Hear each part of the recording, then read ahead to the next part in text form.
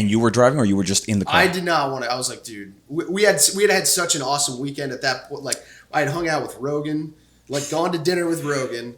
When we went to Dallas, Patrick Mahomes came to the show, and like we hung out with Patrick Mahomes all night.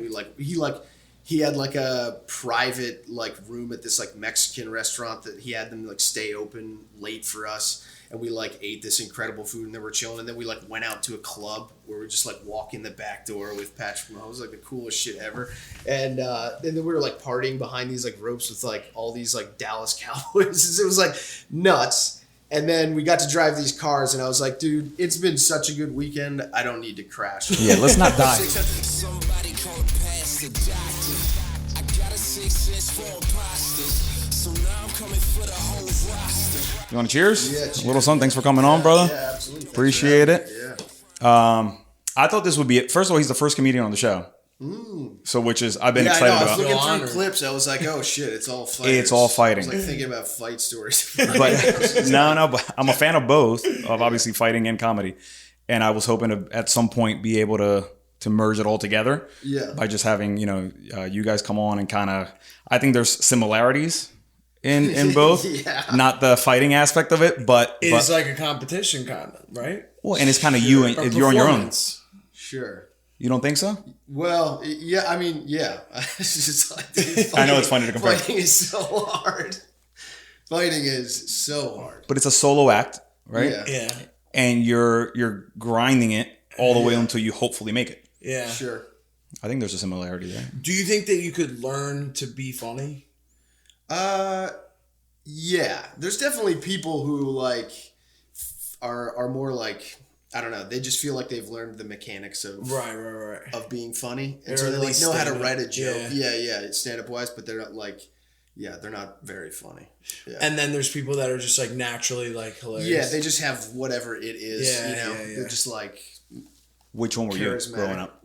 Which one was I? Yeah, were you growing just up? always like the funny guy, or I was funny, but I was more like, I was quiet. I would like sit back and like observe what people were doing, and then I would be funny outside of that. I wasn't like the life of the party kind of guy at all. Yeah.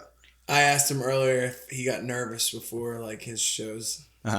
Yeah. No, for the most part, no. No? Yeah. But Was that always the case though? No. It's. I mean, like, I think this is probably the big difference between like fighting a human being and doing stand up is that like the person you're across from is like actively thinking about your weaknesses, and they've got like a plan to fuck you up, to damage you mentally or Whereas physically. Crowds are more like, I feel like for the most part it's like dealing with like a wild boar or something like that, where it's like, it is scary. Yeah. It can hurt you, but you sort of get used to like boars kind of just do like bullshit all the time. You know what I mean? They like groups of people have sort of like a limited range of things that they can do to you. I think when you like first start doing stand up, you're in front of a crowd and you're just thinking about like someone shouting something out, and like you're just thinking about all the bad things that can happen. Oh yeah. And when you're beginning, it's like it preoccupies you, like you can barely concentrate on your jokes as you're just thinking about someone like shouting something out or having to deal with some heckler. Is a heckler worse, or are people not paying attention worse? Because I think my biggest fear would be that you would start trying to do your thing and people are like, I don't give a shit. I'm just going to keep on talking at the table. Oh, yeah. I mean, like, that's why when you start out, like, everything you say is, like, the most provocative thing you can think just of. to try to grab them. I'd rather have people mad at me than indifferent. Yeah, so it's like, I'll just say the most upsetting thing I can come up with. So at least they're reacting, I can, like, find a level. But yeah, then you kind of, you grow past that. So what was your start like? Because you're out of Philly. Yeah. You were born and raised in Philly? No, I was born outside of New York. Okay. In Connecticut, yeah. But then I moved to Philly when I was like 17, and then I lived here for 20 years. Okay. So I lived here for a while before I started stand up. It was something that I always wanted to do, but I did not like know how to start and was like afraid. And then I had like a really good friend who like wanted me to do stand up, knew that I wanted to do it, And he was just like, I'm going to start going to open mics. You should come with me. Yeah. But he wanted to do it too? What? He wanted to do it too? No. He just wanted to get you to do it. Yes. And he knew that he needed to like be like, he needed to break the wind for me. So like he just started doing it and I started going with him. And then once I kind of like felt comfortable, he was like, all right, I'm done. Yeah. Go on your own, child. Yeah. It was like, yeah. So you started in Philly? Yeah. Where'd you start? I started, there was like a little bar that would have an open mic. It was a dive bar called Doobies. Where at? It's on like 22nd and Lombard. And it was just like, it was a small group and I just like, that's where I kind of like, you get the first couple lines out and you say something funny and you're like, okay, I can maybe do this. Did you go there, like up there and improvise right away? Or were you like writing material? I was like writing and like. Is that like 5 minutes you start with kind of thing? Yeah. And yeah, that's the other thing too is like 5 minutes when you're starting feels like an eternity. And what was like you know how you said like, then like you tell one joke and you're like, I can do this. What was your first joke? I had a joke about how like at this point I had quit my job and become like a bar back and like it was just things were not going great and my brother had just graduated from law school and had become this like high powered like attorney and my dad gave him like a really nice pen as a gift and I was just like, I don't think I'll ever get a nice pen. my dad got me for Christmas like a all weather jacket, which is more just like, dude, storm's coming. You're gonna have to bear the storm. You're probably gonna be outside a lot. Yeah. And that was like the first thing where I got like a little laugh on that, and I was like, all right. And how old were you when you started? 27, 28. That's late, right? Yeah. So you start doing comedy. What like how far in do you go right away? Are you like now I'm gonna do it every week, every night? Do you go back after a couple months? How does that work? I mean, at every level there was just like this feeling of being, because the big like show or like open mic at the time was at Raven Lounge, and all these guys, Tommy Pope, John McKeever, Luke Cunningham, H. Foley, these guys who are like big kind of like in New York now, like Monroe Martin, Derek Gaines, like all these guys that were just, they were all on this show and they were all just murderers, and so that was like, okay, I'll do like the other mics and try to get good enough to be like, okay on that one. But even that was so intimidating. At every level, you're like, if I bomb in front of these people, they're going to think I suck forever and I'll never be able to do this again. So yeah, I remember I worked like really hard doing all these other open mics, and I finally went to Raven expecting to go up like late at Raven. Like that's when you like, whenever you first show up at open mic, you get thrown to just like the back end. So you're going up at like 1:30. Right. It's just whoever stayed behind. Which makes it easier though, right? No, because the room at that point is completely deteriorated. It's just four drunk people. Yeah. And the first half of this show was like packed full of like just people crushing.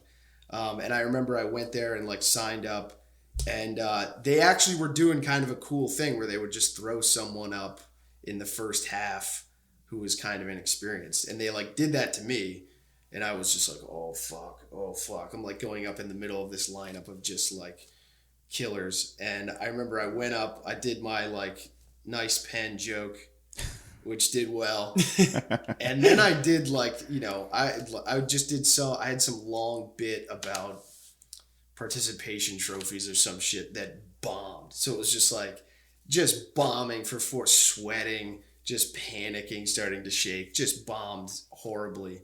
And I left there being like, oh, I'm never gonna.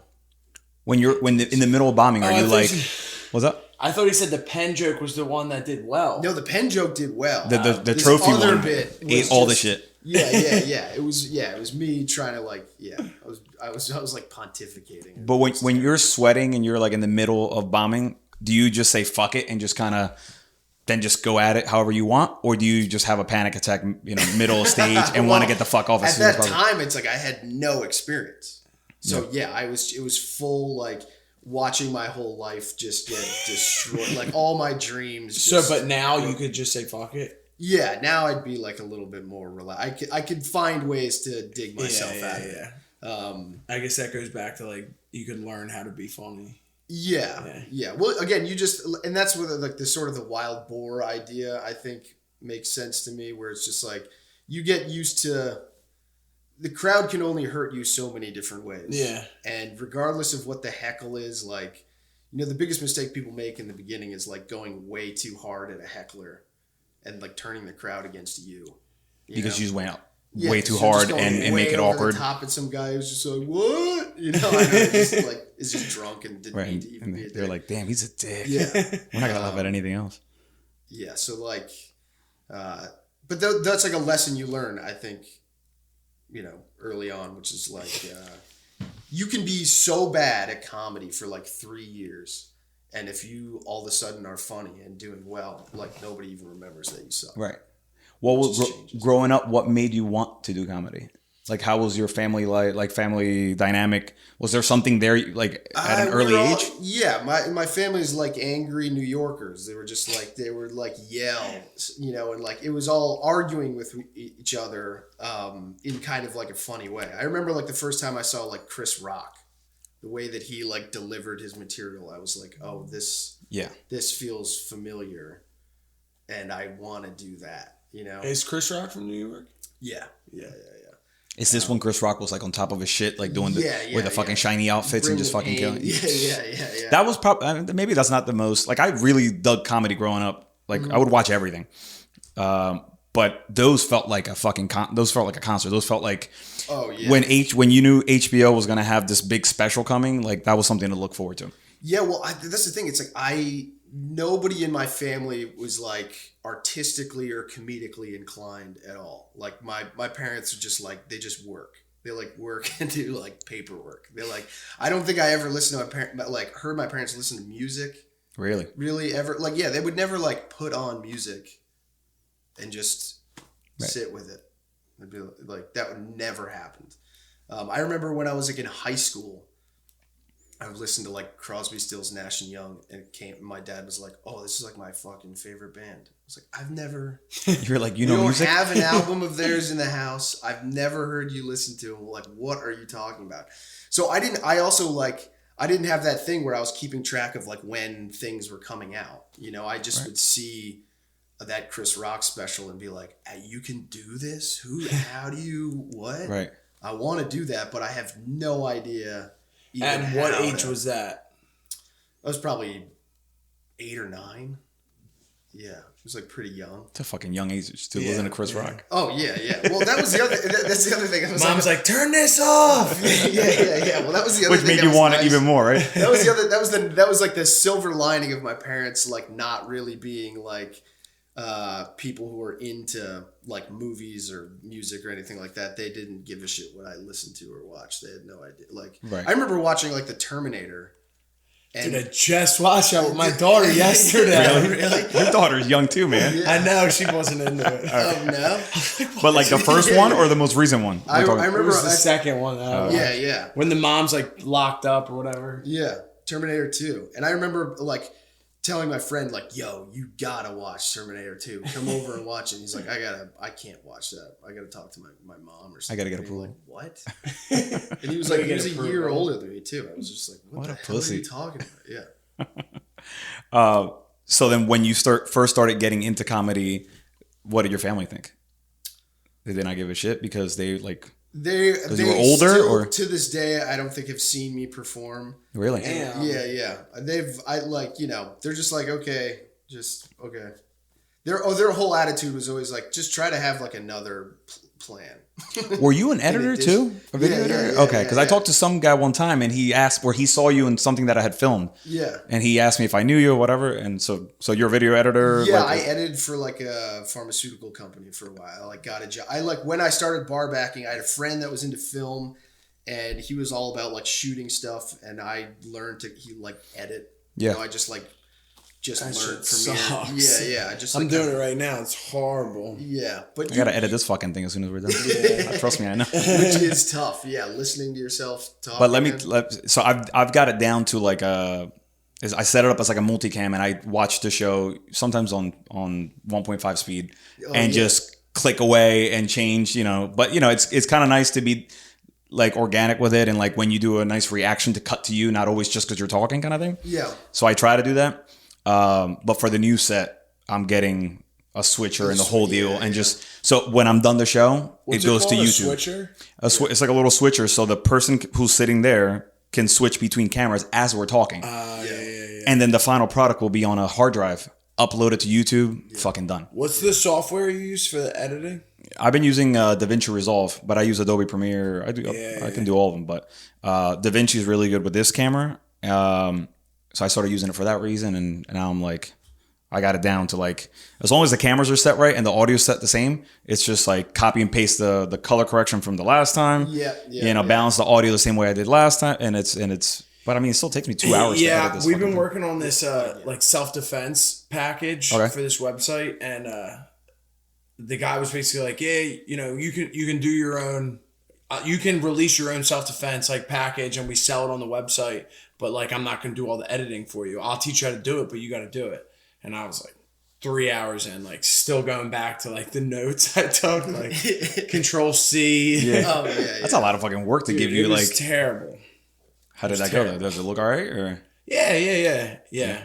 I was really excited. I was able to take the clip from my first fight on The Ultimate Fighter with the submission, and then show like exactly how I did it, and then show the clip from The Ultimate Fighter. Did you post that on your Instagram? No. Oh, okay, you posted something. Maybe it was your story. You guys like shooting, right? Shooting. Yeah. It'll probably be done. I'm trying to finish it before the semifinals. But that's something available to everybody that anybody can buy. Yeah. It's called Fight Smart. He's got like, so he's the guy that, I don't know if you're familiar, but he went around like Baltimore and Philly, like went to all the ghettos and would give be like, here, I'll give you $100 if you could punch me in the face. Really? And then he would just do like head movement stuff, and the guys like wouldn't hit him. And then he got like millions of views on those videos, and then was able to spiral that into like a website. Did he ever get tagged? What do you mean tagged? Did he ever get hit?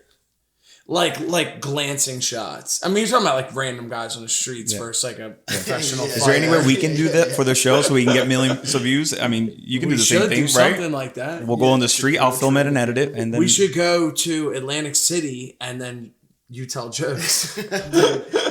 I bet. Wait, like you tell jokes and you avoid punches to There's get the a kid, Dylan Palacio. He's a wrestler for Cornell, and he dresses up like a homeless guy. He's gotten a lot of followers. He dresses up like a homeless guy, goes down to like the beach, and puts a sign up there, and he's like, $1,000 if you could take me down. And he like has the $1,000, and the guy's he's like a D1 All-American. Yeah. And he just double legs guys on their heads. He takes It sounds a little suspect though if a homeless guy has $1,000 to give away. You know what I mean? Yeah. That's funny. Yeah. Is it hard not to fight everyone when you're in really good shape? I used to get in fights like all the time. Like I got in trouble at UNC for fighting, and then like I wish I could say like I learned my lesson. Like I basically got kicked out of school at UNC for fighting. Yeah. And then I wish I could say like, oh, I transferred, I learned my lesson, I never fought again. Honestly, I didn't stop like fighting until I started fighting. Okay, yeah. So like until it became your profession. Yeah. Like that. What were you getting in fights? Well, who was prompting you to fight, bro? Give me a story. You get drunk at the bar. It's like, dude, just drunk fights. Have you ever been in really good shape? Yeah. Me? Yeah. Have you ever been like? I've been always in a struggle of better shape and worse shape, better shape and worse shape, but never good shape. Never a shape like this guy. I had like a 2 or 3 year period where I was like in really good shape, and every time I went out, I just wanted to punch somebody. Just because you were in shape? Yeah, because you're just like, what am I doing with this? You're like, I look fucking awesome. I want to hit somebody. What the hell am I doing with this? I want to, yeah. That's hilarious. And then, that's not that. Yeah, I've never thought of that approach. Oh, that's right, dude. If I was like this, it would be. Yeah, what like stopped you? Is it because you like, look, I don't want to take damage. I got to save this for. He wasn't taking any damage. I feel like I was just able to like release that energy in practice, and I had no like urge to fight. You know, outside of. Yeah. Yeah, I feel like that was always like something. I think that's something that's to a degree in everyone. Yeah. But You know especially what I mean? when you're in relationships. Because you're like, I'm indestructible. I will. Try me. Yeah, yeah. It's And the I most remember- primal thing. Like, you know what I mean? Of course it is. I'm going to beat you up.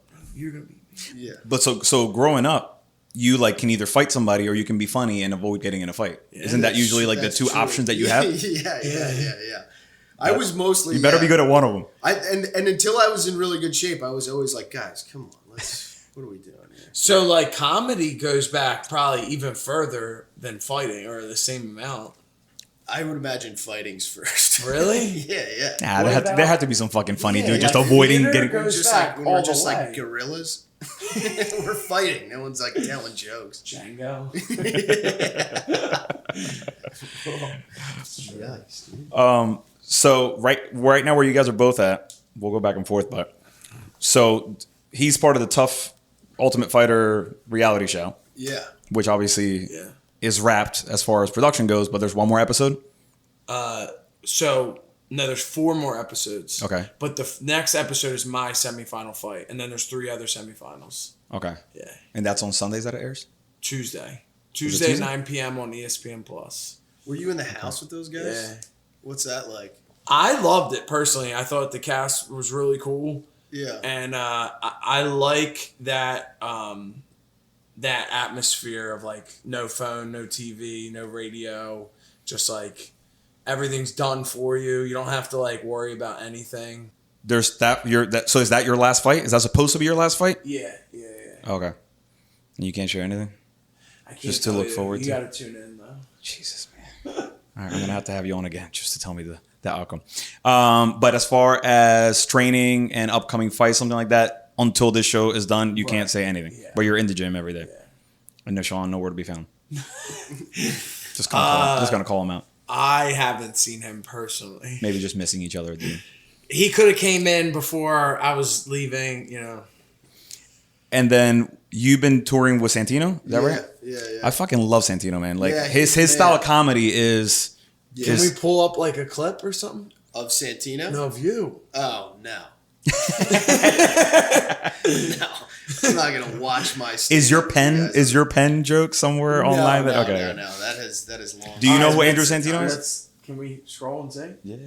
No, I don't think I do. He's the redhead comedian. I saw him when he came with Rogan and Hinchcliffe Oh, yeah. at Atlantic City. Oh, yeah. What's this? You posted that? Yeah, that's, This is him talking about you, right? Yeah, Santino gave me a shout. That's the out guy that I'm on talking Rogan, about. yeah.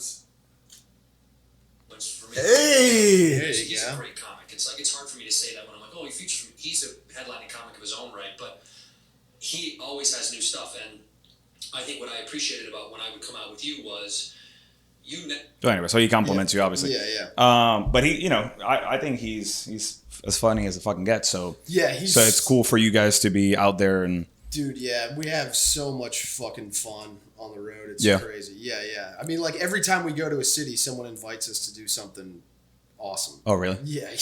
Like we drove like here's a shout out to Tactical Fleet, I think it's called. When we were in Dallas, Tactical Fleet. Yeah, they're like a high end like car dealership. Okay.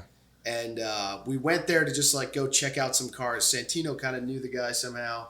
And Where was this? in Dallas. Dallas. Said that. And yeah, we get there and he's like, there's literally like $40 million worth of cars in this warehouse. It's all like Bentleys, Ferraris, McLarens, like these like tricked out Porsches. There's a bunch of Porsches on lifts that are like, they were like rally cars. They're like covered in dirt and shit. It was like Damn. sick. Is it a collection that like somebody owns or the company Yeah, they're rents them out? Or selling them. Yeah. oh okay. And the guy was like, yo, do you want to drive any of these? And we were like, Hell yeah. yeah. And so Santino, I got to just like drive these cars, and Santino was literally going like 0 to like 125 in like 3 seconds in these, and just like it's, I don't know if you guys have ever been in like a super fast car before. I had never been. It is like crazy. Damn. I was like shaking afterwards, like the adrenaline. Was it like a track? No, it was just like in this warehouse district. So we were just like ripping down these just big roads. Industrial roads. Yeah. What was the top speed? We were probably like 130. Crazy, but like I don't know. I just like the fastest car I've been in is like a Volkswagen. And what car was it? Yeah, what?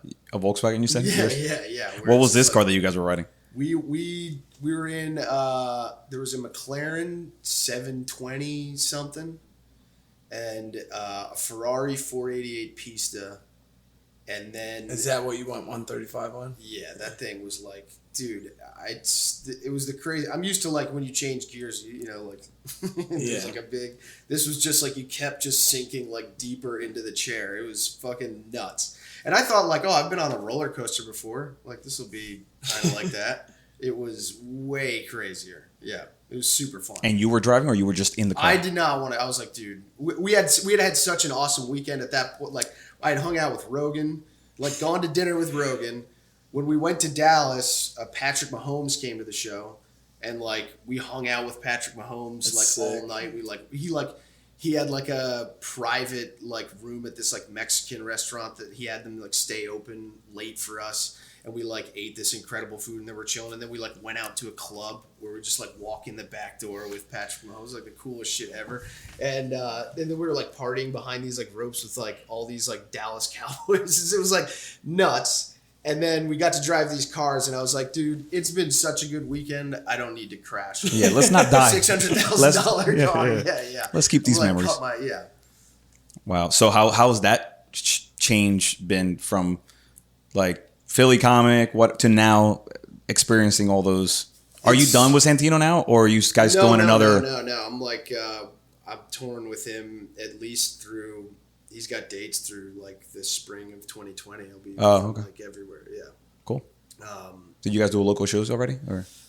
No, I think we're at the Fillmore. The date hasn't been released yet, but I think we're at the Fillmore sometime in the spring of 2020.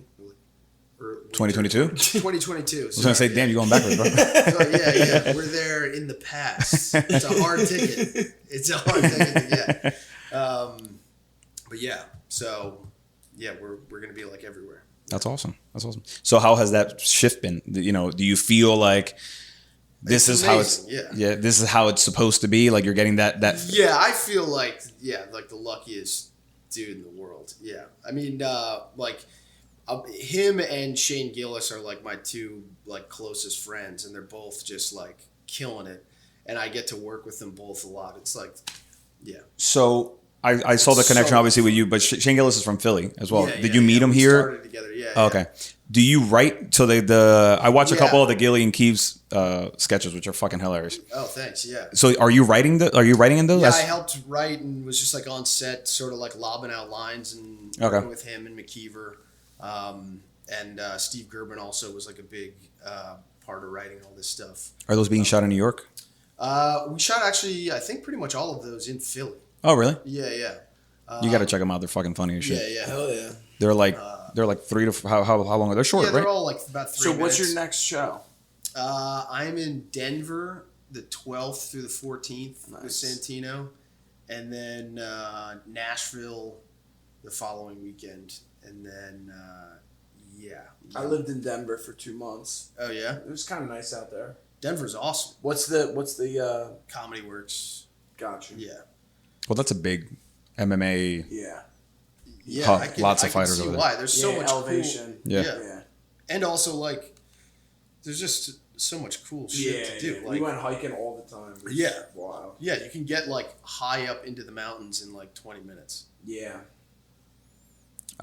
So you're working on what's the next? I know you're touring, but what's the next? Like, are you doing any other projects or any other productions? I made like an animated show. I'm like working on that. Trying to do like another episode of that. It's called The Showbrotherhood. That's the Patreon show? Yeah. Okay.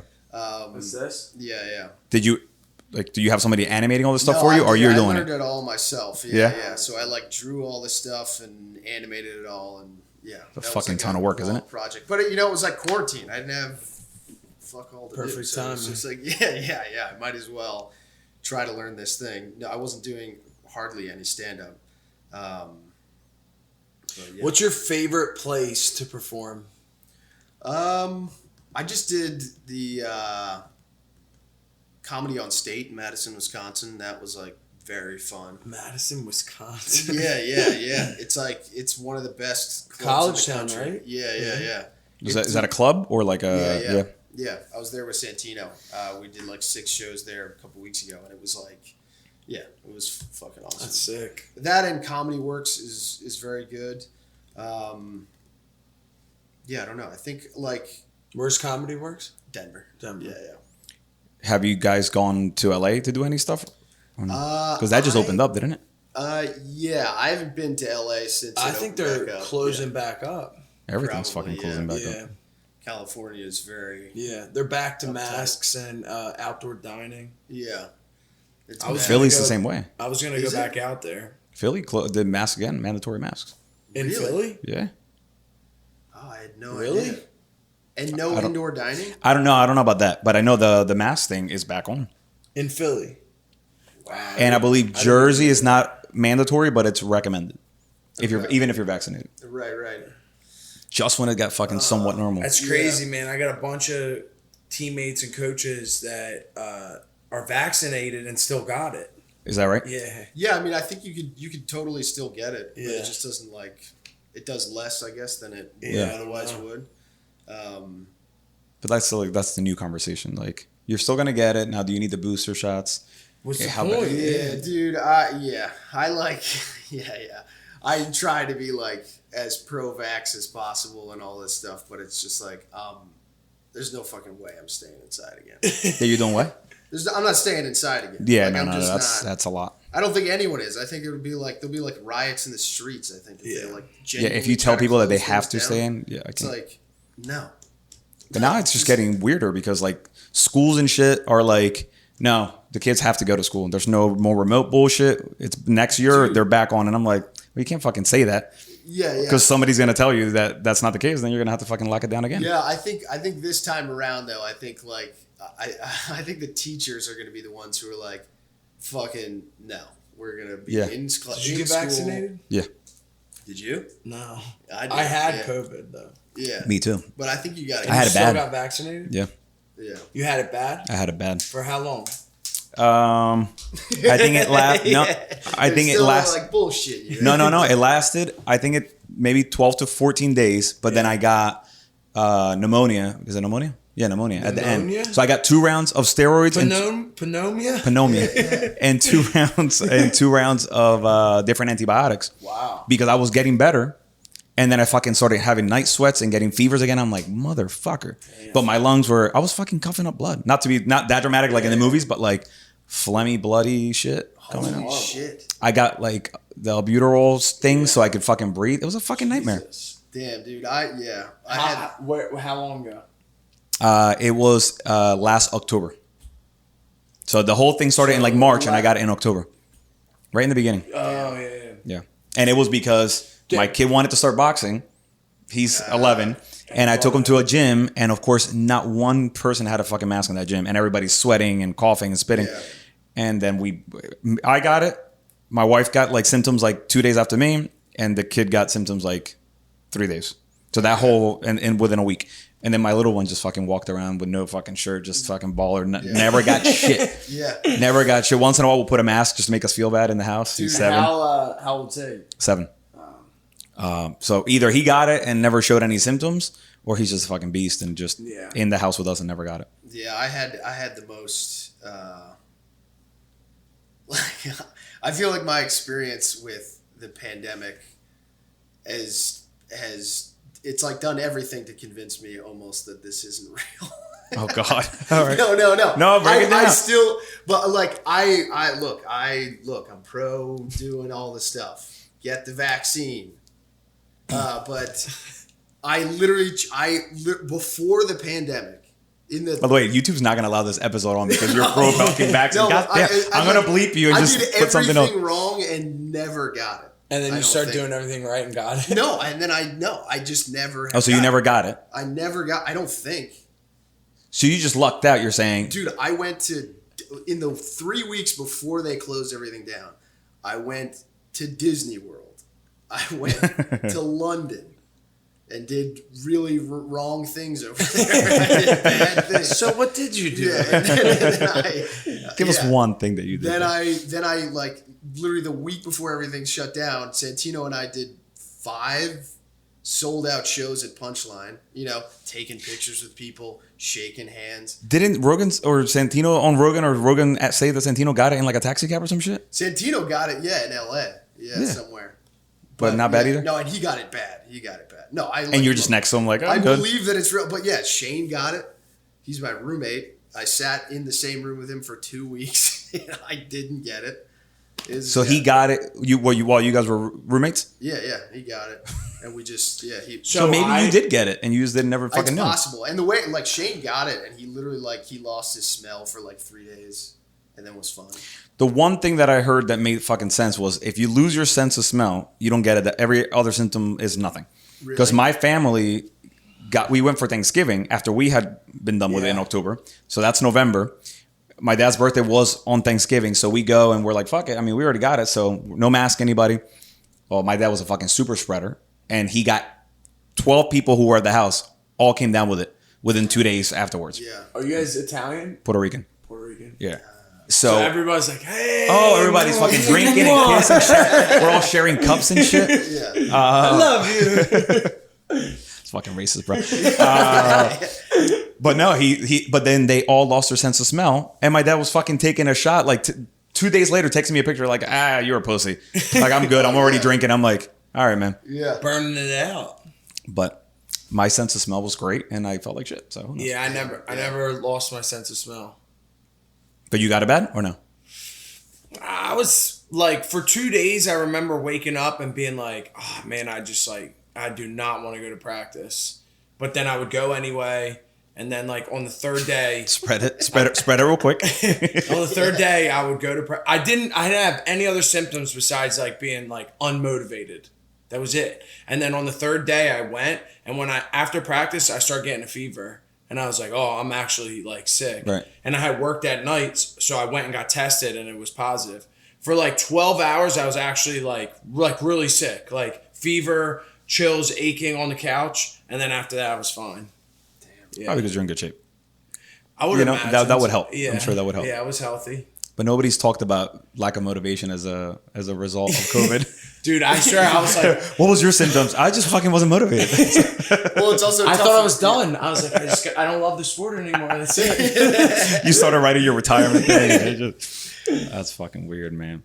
But I wanted to get it, honestly, because I just wanted to get it over with. Because I was like, dude, this is such a nightmare. Like, and there was one kid that I was training with every day, and then he disappeared. And I called him like, yo, what's going on? He's like, yeah, I had COVID. And I was like, I was training with you the whole time, and I never got it. And then like, there was like so many situations where like I was with people that had it, and I was like, at the end of it, I was just like, I can't get it.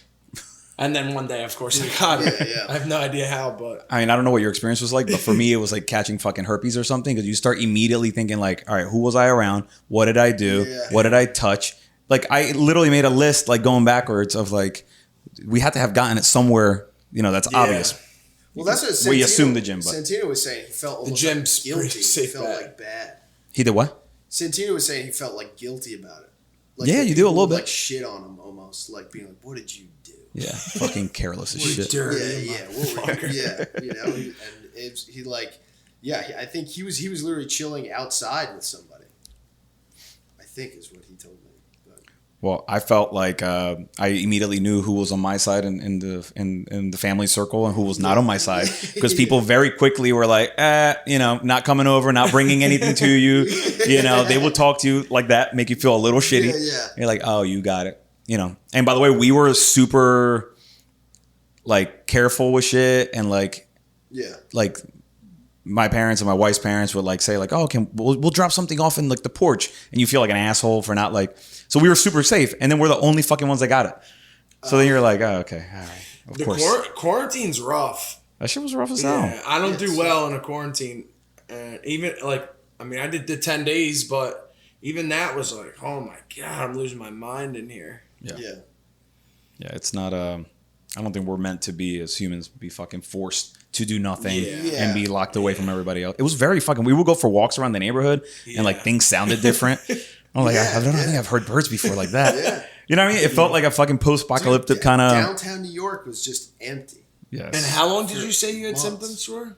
I think 12 or 14 days it lasted. Wow. Yeah, it was bullshit. So you quarantined for like 3 weeks. Well, that was confusing too because they explained like how long after you stop showing symptoms for, then you can. So you're actually better off getting it and then not having symptoms and then you're good to go versus not knowing if you have it but being around people who have it because then you got to quarantine longer in case you develop it. Right.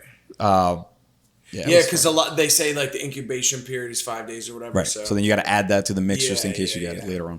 But my kids miss fucking Halloween. Like we locked ourselves in for it was just a fucking weird year, man. But so vax or no Halloween vax. sucked. What's that? Halloween sucked. Halloween sucked last year. Halloween, yeah. Yeah. It was like, it was not. Well, people were putting fucking tables out and like making That kids part take I actually random. kind of ruled. Yeah? There were people just like, well, He's out there stealing all the candy. He's like, no kids this year. Yeah, that My favorite part. No, but there was something about like I think it was also like it was a nice day too. It was a nice day. So like I was hoping there it were rained people, so the like, other kids outside couldn't. barbecuing. It felt more like 4th of July than it otherwise. I had a whole plan. I was gonna put a projector outside with like a scary movie and get some fucking beers, put a fire. Like, We did that. did you? Yeah. See, that was my goal, and then we fucking looked through the window at everybody else. We couldn't How go. was London? London was awesome. London was awesome. Shane and I were there just drinking and being ridiculous. We wound up, Chappelle wound up being there we were there, and we were able to get sort of like, Chappelle got us tickets. For him? Shane For sort of seeing knew him? him. Yeah. So we went there and got to hang out with Chappelle. And Who's been your favorite experience with at that level? Like the Chappelle, the Rogans, what's been your best interaction? I don't know. They've all been kind of different. Like, obviously, like talking with Chappelle was awesome. And we were just like sitting in a green room shooting the shit. We're like passing around like a Pringles can, just like I don't know. I don't know. Like all of your Is that how you imagine it going? All of your interactions with like those guys, it feels like so surreal. Even just doing like the most mundane basic shit. Yeah. Like we literally were standing out back, just like smoking cigarettes and just Chappelle's a cool motherfucker. I feel like he's aging even better. You know what I mean? Like he's getting cooler with age. Yeah. In his like the way he I don't know, he presents himself and his comedy and everything. It's like a slower paced. And he murdered in London. I saw Chappelle when he went to when he was doing college tours when he did, what was it, Killing Them Softly or whatever it was really? called. I saw him at the Rowan campus. Really? Yeah. That was a fucking good show, man. Whoa. And I was super into him and Half Baked and all that shit at that time. Probably nobody even knew who he was. We were just like me and my friends were all kind of into that shit. Yeah. Like we were younger than to be in college for that shit, but we were super psyched that he was coming anywhere near us. Yeah. So we were close up and it was amazing. Holy shit! Yeah. You got to see skinny Chappelle. Very skinny Chappelle with the oversized blue shirts and shit. Yeah. Damn, I saw a couple. That special's so good. That was that was a perfect. Like I can still probably recite. Yeah. Most of the fucking material because it was so. It's one of my favorite moments in any special is he hits some hard punchline and some guy he daps up some guy in the front row. It's like murdering that hard where you're literally high five. Right. And that was awesome. Was it Washington D.C.? Yeah. I think so, right? Yeah. I remember that. Yeah. Yeah, that was a good fucking energy in that show. So can we talk about fights real quick? Yeah. So you don't watch UFC ever? You don't watch any MMA or any boxing? No, I do. You do? Yeah. Yeah. All right, cool. Did you both watch fights last weekend? Yeah. I just saw the Dillashaw. Yeah, me too. I was working. I thought it was a good fucking fight. Hell yeah. I had Sandhagen winning, but not by much. Yeah. What did you guys think? I bet on TJ, so I'm very biased. I parlayed TJ and Sijara Eubanks. It was like $50 to win 120. Okay. I was so TJ trains with Ortega. Okay. And so I was like close to their camp or whatever, and they just said like the kid's unbelievable. He hasn't lost a step. That was the whole. I thought he looked really good. I thought Honestly, I think it could have gone either way. I didn't see the first round. I saw 2, 3, 4, 5. He gets tagged in the first round. So I didn't see that. Yeah. So 2, 3, 4, 5. He got better as the rounds went on. So you saw the. I mean, Sandhagen's good, man. He's a beast. 5'11". He's tall, but the entire fight he was on his back foot. Like he was definitely trying to counter like the majority of the fight, and TJ was kind of marching him down. And putting him against the cage and holding him there pretty long. Yeah. Is that, you get points for that? Like, well, yeah, for like control. Okay. Yeah. But it's like not technically like a takedown. Right. It's just control. It's like they do have like a clock that runs as long, like even if like he wasn't really doing any damage when he had his back. He kept getting his back over and over, but it'll still be like control time. Yeah. Okay. But Sandhagen was kind of giving him his back, wasn't he? Yeah, a little bit. Like he would throw like spinning stuff or whatever. And put himself in that situation. Yeah. Yeah, it felt like maybe. Do you think he like once he got that big cut on his eye, he was just like, I'll just keep hitting that from range and. Man, that thing was nasty. It Did was you see so that? nasty. That was very nasty, but so were the fucking knees that he kept on giving him, which there's plenty of pictures online of TJ just taking him to the face and nothing. Like he was just good to go. Yeah. That was impressive. He's a beast, man. To be off for 2 years, come back and look as good as you looked when you left. You know he got taken. He got steroids. Oh really? But not just steroids. It was fucking EPO, which is like the Armstrong level, high level shit. Like blood doping, right? Blood doping. Yeah. Which the stamina, the ability to recuperate quickly from getting hit, all that shit is what he benefited from. Yeah, I watched that documentary on Armstrong, and they were basically saying like the way they could do the blood doping, like it would be out of their system by the time they could, like in 24 hours or something. Yeah, so like a lot of this stuff, right, is just like, because I've always been told that steroids like will just help you train longer. Is that right? I think it was like so recover. you could like train with it and then go off it and still. So, but the thing with the UFC is that they show up at your gym, they show up at your house, and they randomly test you. It's USADA. It's the Olympic. Yeah. No, you're getting tested a ton. So, I mean, you can't really predict. It's not, what is it, football that you can like kind of know when they're going to test you and you're stupid if you know, get caught. No, these fucking guys, there's people who have been like, their wife is delivering the baby and they show up to the hospital to test your shit. Jesus. No, it's extreme. So why was he doing that? To have the edge to win. Yeah. I mean, I personally don't get it. I just feel like at this point, like everyone gets caught. Like, yeah. I don't know. I like, I'm not going to, like, if I wanted to do steroids, like, I'm not going to pretend that, like, I have better doctors than John Jones, right? So, like, John Jones is the best in the fucking world, and he's getting popped. Like, what am I, smarter? Like, what? Yeah. You're not going to sneak around it. Yeah. Is that a thing that people are always offering you? Like, yo, man. Not really. I've never really been. No. Really? No. I wouldn't mind getting offered. I'm just saying. Then I maybe, you know, I get in better shape and want to fight people. Maybe that, you know, that'd be nice. Yeah, I thought it was a good fight. I was a little shocked by the outcome, slightly. It wasn't that extreme. Yeah, you know, that fight really is like sort of at the limits of my like MMA knowledge. Because when I was watching it, they were like, "This is the greatest fight you've ever seen." I feel like they say that every time there's action. Yeah, but I don't know. Jesus, they seemed genuinely like, this is as good a fight you're gonna see, and I was like, this is good, but yeah, it's as much action as you might want to see in a fight. Yeah. I would say, but I've seen some, you know, obviously much better fights. Let's relax a little bit.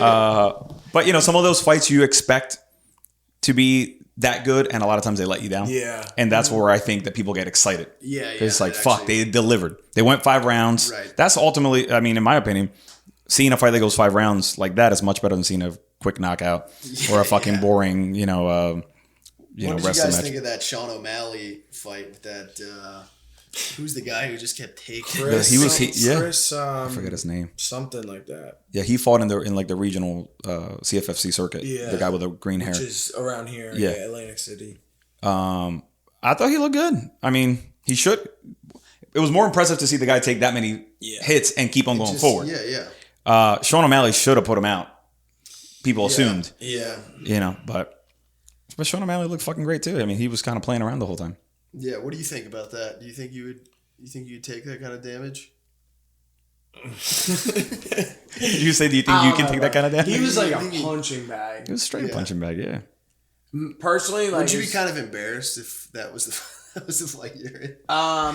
Yes and no. No, just because, like, dude, his stock went up. Like, his Instagram went from like 8,000 to like 100,000, like in one overnight. So like, he'll be able to fight for the rest of his life. You know what I mean?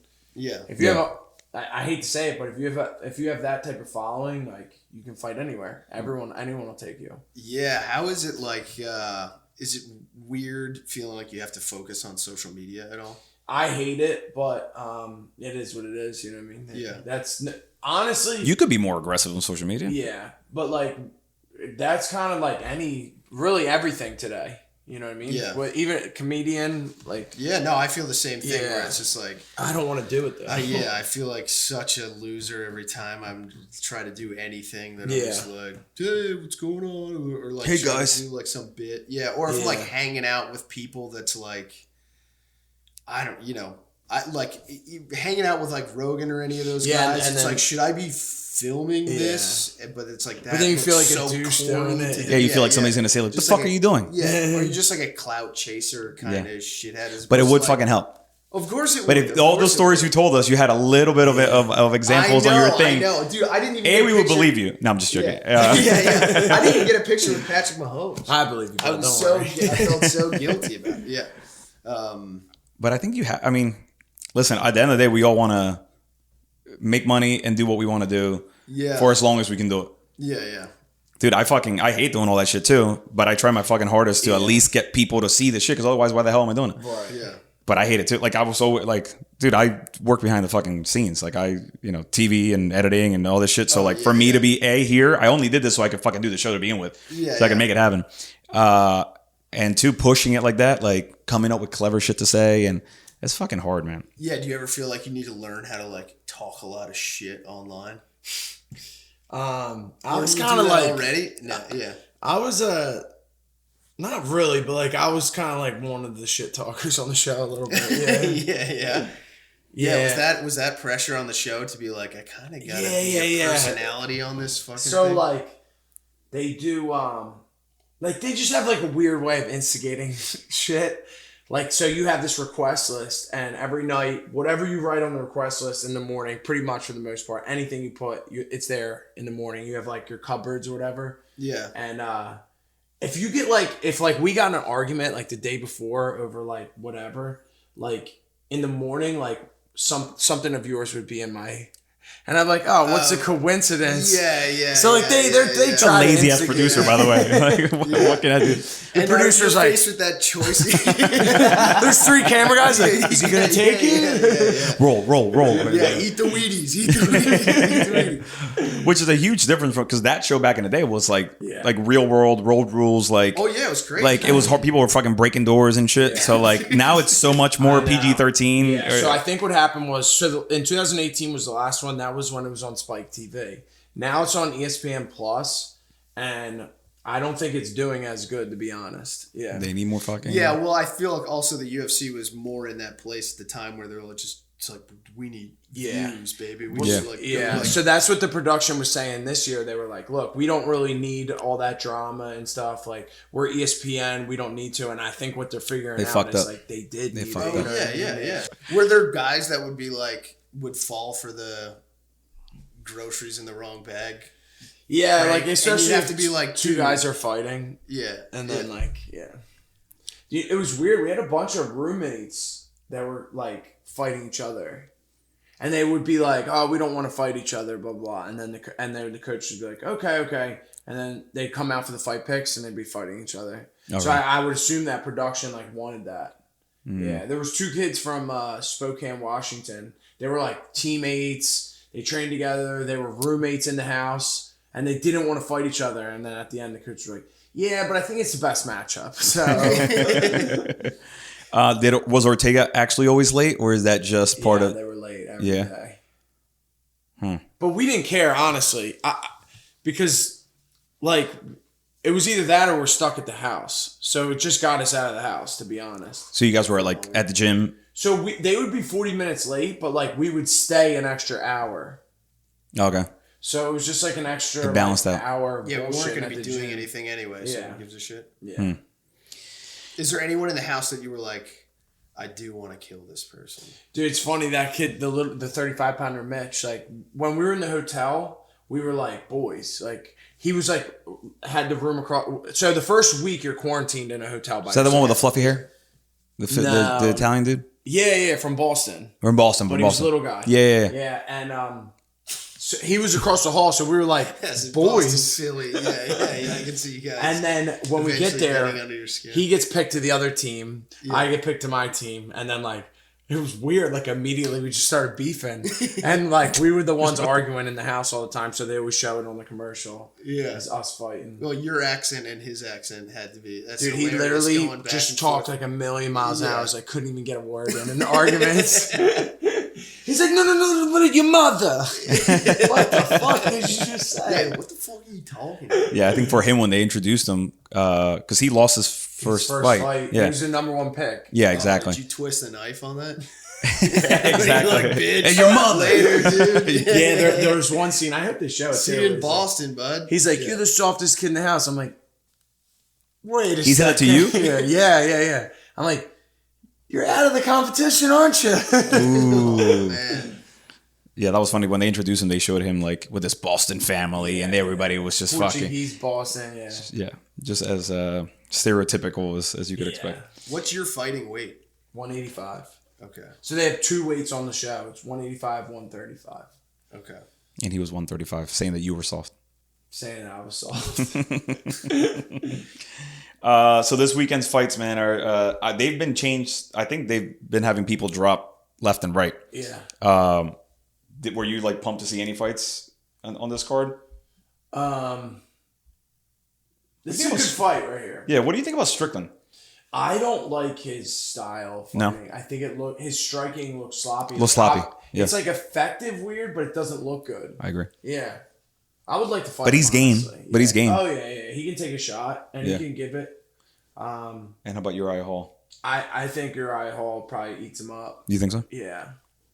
Uriah Hall's kind of on like a little bit of a Yeah, he's an underdog, too. Yeah. But Uriah Hall's last fight ended with a fucking broken shinbone. Did you see that one?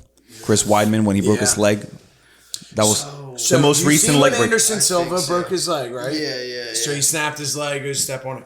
So that happened against Chris Weidman. So Chris Weidman, the whole lead up to fight Uriah Hall, keeps calling Uriah Hall like a lesser version of Anderson Silva. Yeah. And then, sure enough, he goes out, kicks Uriah Hall, and snaps his leg the same way Anderson Silva did. Oh my god. Oh, it was so Like nasty. two of the That worst stuff breaks gives you in the the history. willies, man. Both the same. Both the same. He fucking stepped back and the bone came out of his calf Oh. when he stepped. Dude, like I'm done kicking after seeing that. Yeah, fuck yeah. I'm done kicking. I don't kick. Uriah Hall was still Gregor's dry when that break? shit happened. He did the same thing, but in the ankle. Oh my god. Yeah. What do you think about all that shit coming out afterwards about how he had all the ankle issues and they had warned the UFC? Conor? Yeah. I feel like he said that shit before, you know? Yeah. Like every time, He's always injured in camp. But he still takes, he's never pulled out of a fight. right, and that's his whole argument. Like, oh, I was hurt, but I fight anyway. Like, Yeah. I'm a warrior, blah, blah. Yeah, I mean, I don't know. I think it went. seem weird. It's weird and like that's an odd injury. It's not what I fucking expected at all. It's rare for sure. Yeah. Have you ever broken your leg kicking somebody? No. I'd be worried about that shit, I think, more than the typical person.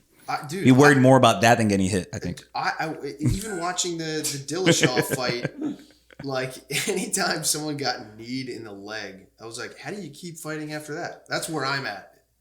I remember like a knee to the thigh? Yeah, in like high school, you have a conditions. friend just sneak up, walk, and just knee you in the thigh. You're like, all right, well, I'm gonna be limping. Right, your leg goes numb. Yeah. So I don't think there's a point on breaking down many of these fights because I don't know half of these people. Yeah. But why don't you give me some picks for the main event? We can all pick and see I'm going to take Uriah Hall on. by decision. Yeah. Nah, I'll go finish. Really? I don't know what round, but I think I'll finish him. Yeah. Strikes. I just think Sean Strickland stands so tall and You broke the fucking microphone. he's so tall and he keeps his hands like low. I just think it's only a matter of time before Uriah Hall connects with a kick or something. Ooh, with a kick to the head. Yeah, head kick knock. Is this Uriah Hall's first fight since the leg break? Yeah. But Uriah Hall wasn't the one. Yeah, you know. He didn't break his leg, right? The other guy broke his leg on him. Okay. Yeah, no. Right. So Weidman fought Silva. Silva broke his leg against Weidman back in the day. Yeah. Then Weidman fights Uriah Hall. Weidman breaks his leg. Oh, okay. Got it. Yeah. I like this guy. Uriah Hall did nothing. He walked out, stood. The guy kicked his leg, and that was it. Yeah. And he won. Yeah. Probably made like $200,000. Yeah. And he was dry. Like I said, he didn't even fucking sweat. I'm gonna go fucking Strickland just to go against you. All right. But not finish. I'm gonna go decision. What do you think? I'll Give go me a pick. Uriah Hall because he's the only guy I know. Okay. I've never heard of Strickland. By But not. I do like that you say he fights weird. Yeah. That makes me He's excited. scrappy, right? You could call him scrappy. Yeah, he's scrappy for sure. He's out of Vegas at Extreme Couture. Yeah, I don't mind seeing a fight like that. You'll have the more technical and the more scrappy guy. Should be an eventful. Maybe we'll see. Chris's fight got postponed. I know. He was supposed to be on this one. Yeah. So the dude, Twice. Yeah. Hold on, real quick. So the first time the guy had an issue, so they postponed it for a couple weeks. Well, he and his corner had COVID Okay, so then they postponed it. for a couple weeks. It was supposed to be on this one. Yes. It was supposed to be the co-main event. Yes. This is Chris Dawkins is a Philly heavyweight. Yeah. Okay. Yeah. So he then apparently the guy said he was weak. So the guy is testing negative for COVID. He's already over it, but he's saying like I feel weak, like I'm training and I don't feel strong. So he pulled out, and then now they postponed it again. So now, but it's good because Chris is on that. That's November, right? No. It's September 25th. It's the same card as Nick Diaz and Robbie Lawler. Ooh. Brian Ortega, Volkanovski. Ooh. Yeah, so that's a huge card to be on. And he'll probably be 3 down, maybe 4 down. Good question. But that's like a lot of eyes. You think? Anytime Nick Diaz fights. But Ortega and Volkanovski are going to be the main event. Yes, correct. But then Nick and Robbie are going to be a 5-round co-main event, I bet. No. When's the last time Lauren Nick Murphy Diaz? and Valentina Shevchenko. Oh, Shevchenko's on that. Yeah. Oh, shit. So they'll be 3 down. Those Yeah. are ladies. Yeah. Yeah. How do you feel Shevchenko's- about lady fighting? I like it. I feel like it's Shevchenko's a fucking political beast, man. Have you ever seen Shevchenko? No. She's like Polish, right? Yeah. See, I don't know enough about fighting. she's Russian. Was she hot? Is that where we're going? Is that where we're going with this? Like I wouldn't say she's like the She's most just a fucking pretty badass. face or anything, but she's like a badass and she like dances crazy. She's fucking speaks Spanish. She does flamenco. She's a fucking She's just unique.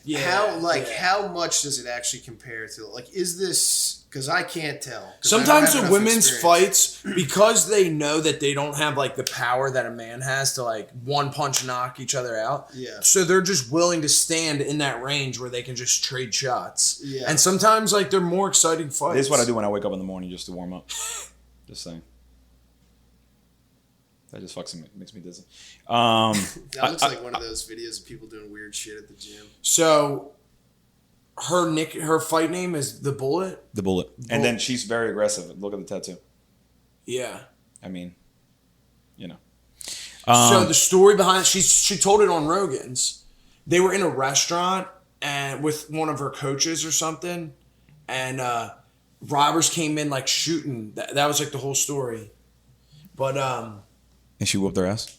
and she whooped their ass, flying kicks. Well, you're saying that girls usually can bang because they're not going to knock each other out? Yeah. She will fucking kick you in the head, and Well, I she would mean, kill it sounds me, like a there's no bat. question about that. But like, is watching the fight? Is it a little bit like watching the WNBA? No, not her. No, it's Some better. maybe. It's better No, than that. because and I think some of the girls are very attractive. You didn't answer the question. So though. I don't you're saying think, the what are you saying? The WNBA or it's not? not hot enough for you, is what you're saying. I'd never even watched the WNBA ever. Nobody has. Do you like watching chicks fight? Just I don't in general, mind. Yeah, like the yeah. mud wrestling and stuff. Mud wrestling. I don't know. That's a big I'm trying to get a vibe. You snuck that in there, huh? Yeah. I thought like in general, you're like, yeah. Mud wrestling. I haven't heard of mud wrestling since like the late 90s. Oh, that's hilarious. Well, what's up, man? Have you ever seen Ortega's new girlfriend?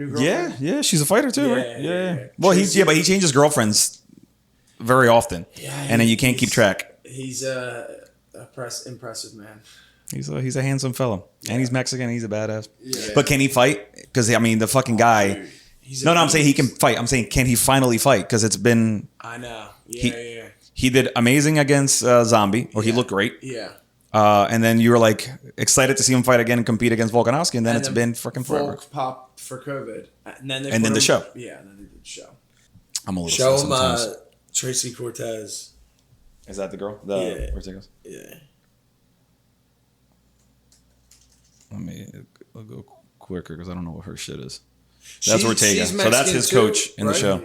She's Mexican too. That's her right there. Okay. She fights in the UFC. Dude, it's so much Can we not do easier every for king has girls. his queen though? I fucking hate that shit. I know.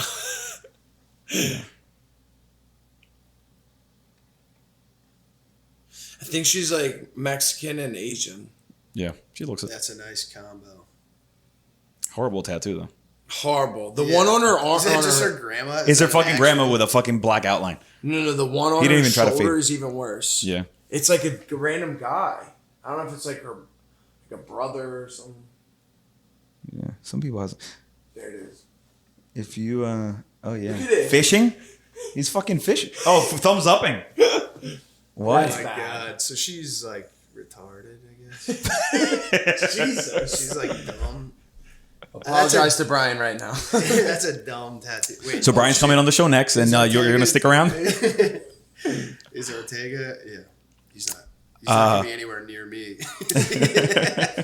He's I from don't wanna LA. die. Sounds He I is- don't he is want to LA. die. She's so smart and creative. Well, who's the asshole with the thumbs up in her arm? Yeah, who is that guy? Is he fishing? Looks It like he's literally fishing. looks like a bad like Tinder photo. Fucking watercolors. Are we gonna get more? Can you help me get some more comedians in the show, man? You gotta get some more absolutely. fucking people on, man. Yeah, we gotta mix it up. Yeah, absolutely. Okay, so what's You the let me know. date that you're performing in Philly? You said But it's 2 years. It's 2 years ago. Yeah, in the past. It's So in 2022. October I think. 2020. Yeah. we gotta go. We should do a little group and go whenever you guys do. Yeah. When we're at the Fillmore, yeah, you guys should definitely. What come about anything? out. Anything closer to here? North Jersey. Anything? Not really. New York? Yeah, New York. I got a show this Saturday at Old Man Hustle in Brooklyn. But yeah, I mean, yeah, if you guys ever want to come to like, yeah, clubs up there, probably. What is there anywhere we could see the schedule? On your website, right? I think it's on your website. Yeah, but I don't have like all those dates updated. Like, Is it Santino's dates or you have separate dates? Yeah. All the road dates I'm doing are with Santino. Okay. The local stuff is always like week to week, so it's hard to tell you. Like we like send out our avails or whatever every week, and then they tell you. what But that's we're like gonna local do. shit? Yeah. You still doing a lot of helium? stuff. Not doing stuff at Helium really. No. Haven't been back there in a while. Since Is the punchline any good? That's the punchline, right? Punchline's good. Is it good? Yeah, I've never been yeah. to that. Yeah, Helium I think is a better room, but the Punchline is very good. I filmed at. Depends who you're gonna see. I've never seen anybody at Helium, but I filmed at the Helium when Brian Callen was here. Oh no, you actually didn't you open him? For Or maybe Callen? no, you might have been there though. Maybe. I feel like that's the first time I saw you or met you. Maybe. Yeah, no, I think I did go to a Callen show. Yeah, trying to think of who It was was open. it was Callen with Ryan what Six maybe or the fuck is his name? The guy with the mustache, the local guy. Ryan Shaner. Yeah, Shaner yeah. open, and then there was one more guy. I feel like It was probably someone that maybe Callen brought the black. he had dude. Stevie Blue Eyes with him. Yeah. No, it wasn't a black dude. Stevie Blue Eyes. He's the one that goes with him, or he used to go with him. The last time I was there, Callen brought a dude who had started in Philly and was like a door guy at the Comedy Store. Okay. And he Chappelle? Yeah. No, not Chappelle. Chappelle. There's another Chappelle. No. Story. I forget his name. I said Chappelle. You're like, no, another black guy. He was black. I dude. love Callan. He's hilarious. He's funny. Yeah, Callan's great. He got through it. He did get through it. He got quiet for a while, but then he got through it. But I was actually talking about him yesterday to my brother-in-law for whatever fucking odd reason. But I was telling him how he lost his ABC show, right? Yeah, he was on the Goldbergs or whatever. Yeah, but then they did a spinoff that he was the principal role. Oh, really? Yeah, he got his own show on ABC for a hot minute, and then bro. And I mean, he got hit pretty hard for sure. Yeah. But now he's back. Yeah. He's clawing back. He's What back do you mean on he the got fight hit? with the kid. They accused him of like rape or some shit, but like in the Brian 90s. Callan? Yeah. Yeah. So he got off the podcasting. He basically got blacklisted for Even probably a year. from the fighter and the kid? Yeah. Yeah. Because That's why that changed the whole format. all the sponsors would have dropped if he stayed Yeah. on the show. So Schaub went From the 90s? I think that's when some old shit. And what Someone what wrote happened like with a it? big LA Times article about it. Yeah. Saying that he raped someone. Yeah. And then what happened in the end? It was all night. I think the statute of limitations was up. It was like a he said, she said thing. He said that he barely sued knew her or them some for shit. like libel. And Wait, then they he settled said he it. never slept with her? No, he said that they fucked, but it was like consensual. And then I think he like sued them for libel or whatever, and then Yeah, when they you're settled back out on of the show and court you got sponsors, then you know that they must have cleared all that shit up behind the scenes, because otherwise there's no way Yeah. that he would be back on track. Yeah, I think a lot of that stuff too is like momentary. I mean, Trump proved it. It's like if you don't give a fuck, you like this will be gone in a week. Right. Yeah. Deny. Whatever. Which I was hearing actually the Gillis thing on Rogan a couple days ago about all the shit that he went through, that he had to suffer. So that's his buddy who got. I don't know if did you ever watch SNL? Yeah. So his buddy's the one that got like. It was a big fucking story over that he said some racial shit and they fired him before he even became like part of the cast. What was his name? It's a couple. Shane Gillis. Yeah. This is a couple years back, maybe. Right? Yeah, like but that was crazy because he literally he was nobody. He was nobody, and then he became somebody when they started bringing up the shit So then it was He's saying that he said something racist? on his podcast. Yeah. He said the C word in regards to Asian people. And then they fired him? Yeah. But it was a big it was a big story everywhere, and it was like he was a piece of shit basically, and then he had to like just let it pass, I guess. Yeah. He just kind of hung tight for a while. Comedians, that's a tough place to be in, man, because you got to be. Do you worry about watching and we'll wrap the shit up. We've been going pretty long, but do you feel always like worried about the shit you say? Not a ton. Not a ton. I'm just gonna clip all the shit about women that you said on this episode. That's the only things I'm promoting on Instagram. No, I don't worry about it that much. I mean, I'm sure once I have like some big things to lose, I'll be more scared about it. But I don't know at the moment. Like, I don't think I'm any like. I think there's the weird thing where it's like you never know what you're gonna get canceled over. Right. You know. There's always like some seemingly innocuous stuff that I think if you get big enough, people will take you down for. But it's like, I'm not really like an edgelord or anything like that. I'm not saying crazy shit on a regular basis. So I'm like, I'm doing all right. Yeah, I think I'll be fine. And I saw Shane walk through that fire. So you've seen it firsthand. Yeah. I've got sort of like at least a test case in my mind of like what that looks like. Yeah. It's a strange world we live in. Guys, thanks for coming on. I appreciate it, brother. Thanks for being the first comedian on the show. Yeah. Thanks for holding down the MMA fort today and coming. Till the Sean gets back. I don't know if anybody's going to hear from him again. I don't know where he's at. Guys, thank you. Appreciate it. Yeah, absolutely, brother. Dude.